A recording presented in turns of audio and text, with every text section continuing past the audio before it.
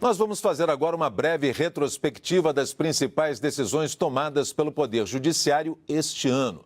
Nós acompanhamos importantes julgamentos, como o afastamento de Eduardo Cunha, e deliberações marcantes, como o rito do impeachment. O relacionamento do Poder Judiciário com o Legislativo também tomou conta das capas dos grandes jornais no Brasil e no mundo. A nossa apresentadora Márcia Dutra, de São Paulo, conversou com o advogado constitucionalista Renan Quinalha e vai trazer outras informações para a gente. Boa noite, Márcia. Olá, Pedro. Boa noite para você que está em casa e acompanha a gente aqui no Repórter Brasil Noite. A gente conversa a partir de agora com o advogado Renan Quinalha. Ele veio trazer aí esse balanço desse ano no Judiciário para você que nos acompanha. Oi, doutor Quinalha, boa noite. Obrigada por ter aceitado o nosso convite. Boa noite. Qual é o balanço que dá para a gente fazer da relação Judiciário e Legislativo? Parece uma relação de embate esse ano, né? Dá para dizer isso? Sem dúvida. 2016 foi marcado por um embate bastante intenso e turbulento entre as instituições. A gente teve o momento do impeachment, que em diversos momentos ele foi tentado, questionado perante o Judiciário Supremo. O Supremo optou por não interferir no mérito da questão, deixou o impeachment se desenrolar. Mas, além disso, houve uma intervenção muito grande do Supremo, afastando o chefe das duas casas legislativas, primeiro Eduardo Cunha e depois o próprio Renan Calheiros, que em seguida descumpre essa ordem judicial, era uma liminar do ministro Marco Aurélio, e que depois essa questão acaba indo para o plenário e o Supremo adota uma solução bastante sui generis, bastante estranha no contexto. Caseira, digamos, de acomodação para tentar mitigar essa crise institucional que se agravou muito até o fim desse ano. Mas a verdade é que saíram apequenados daí o Supremo e o próprio Senado Federal, porque a solução foi uma solução específica de acomodação, mas que no fundo não resolve nossos problemas. O que a gente tem visto é que a Operação Lava Jato tem, de alguma maneira, atacado todo o sistema político, né, e está de fato fazendo uma investigação e às vezes com um procedimento muito próprio e muito estranho à própria legislação até então. E o Supremo tem referendado essas coisas e aí o Legislativo também tenta retalhar, como a discussão do projeto de lei do abuso de autoridade, que foi um claro ato de vingança do Legislativo contra o Judiciário.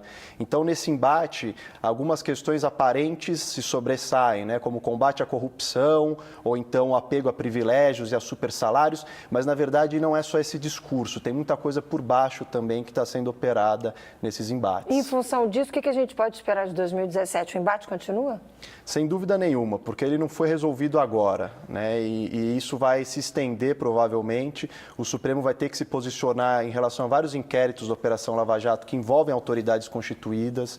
As delações seguem bastante intensas, né? O caso do Odebrecht, por exemplo, vários executivos, inclusive o Marcelo Odebrecht, já prestaram esses depoimentos, essas delações premiadas.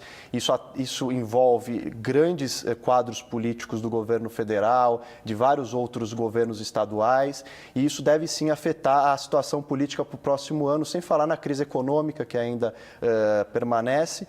Então é provável que a gente ainda continue assistindo a essa degradação da relação entre os poderes e um embate bastante intenso. Agora, vamos falar do seguinte: as audiências de custódia tiveram resultados muito positivos, pelo menos a avaliação a princípio é de um balanço muito positivo no que diz respeito ao resultado de cada uma delas, menos gente presa muito tempo na cadeia, enfim. Mas, ao mesmo tempo, enquanto acontece essa ação, a gente viu situações de prisão para averiguação, em pleno Estado Democrático de Direito.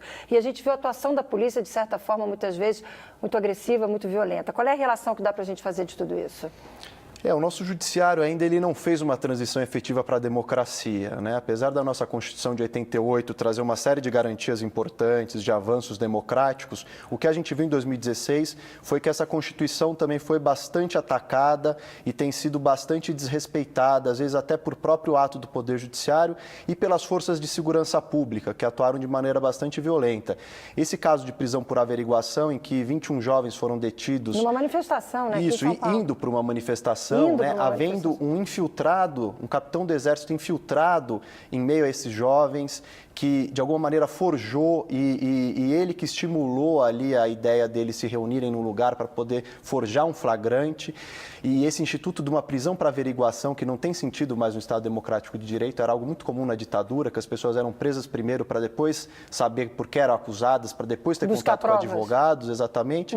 E nesse caso também se discute, né, os jovens alegam que foram forjadas e implantadas as provas, não havia nenhum material de destruição, de ataque, nada que comprovasse que eles queriam praticar algum crime. E tanto que eles foram soltos no dia seguinte pelo juiz, que de fato disse que não havia sentido nessa prisão para averiguação.